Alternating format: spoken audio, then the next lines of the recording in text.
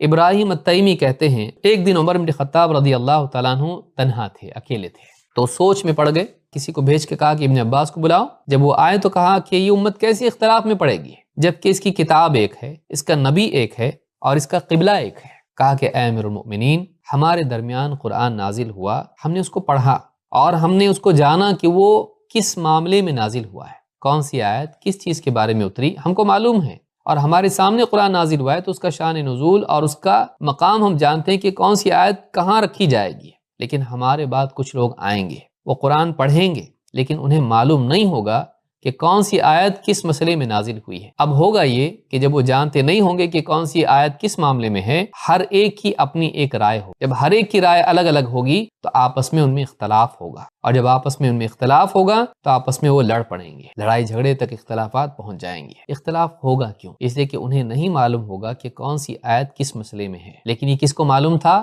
صحابہ کو معلوم ہوا کہ ہمارے لیے اس اختلاف سے اور اس اقتتال سے، اس آپس کی لڑائی جھگڑوں سے بچنے کے لیے ضروری ہے کہ ہم سلف کی طرف رجوع کریں، اور یہی بات اللہ کے نبی صلی اللہ علیہ وسلم کی حدیث سے بھی معلوم ہوتی ہے کہ بعد میں اختلافات ہوں گے، تمہارے لیے میری سنت اور خلفائے راشدین کی سنت کی طرف رجوع ضروری ہے۔ تو اس روایت سے بات معلوم ہوتی ہے کہ بعد کے دور میں لوگ آئیں گے، ان کے سامنے متن ہوگا قرآن کا، لیکن کون سی آیت کس معاملے میں ہے ان کو معلوم نہیں ہوگا، وہ یہاں کی چیز کہیں بھی فٹ کر دیں گے، کوئی بھی آیت اس سے کچھ بھی مطلب لینا شروع کریں گے اور گمراہ ہو جائیں گے۔ ظاہر بات ہے جب عقلیں الگ الگ ہیں، اس کو یہ سمجھے گا، اس کو وہ سمجھے گا، اس کو وہ سمجھے گا، اور پھر سب آپس میں اختلاف رائے کی وجہ سے لڑنے والے بن جائیں گے۔ سلف کے فہم سے محرومی ہلاکت کا سبب ہے۔